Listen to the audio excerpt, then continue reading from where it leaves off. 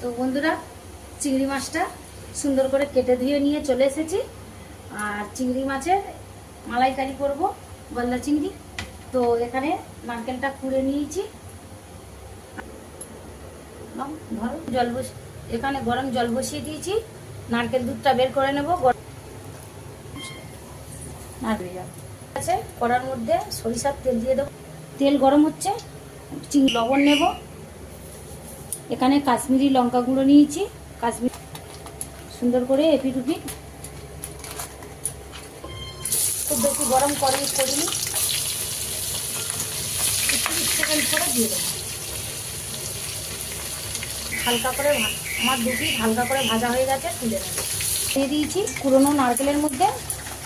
এইভাবে চিংড়ি ভাজার তেলের মধ্যে দিয়ে দেবো দারচিনি, লবঙ্গ আর এলাচ। দিয়ে দেবো আদা রসুন বাটা, 1 চামচ মতো আদা রসুন বাটা।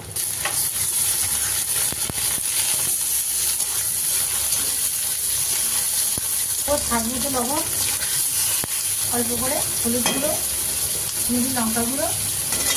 এখানে দিয়ে দেবো কাঁচা লঙ্কা বাটা।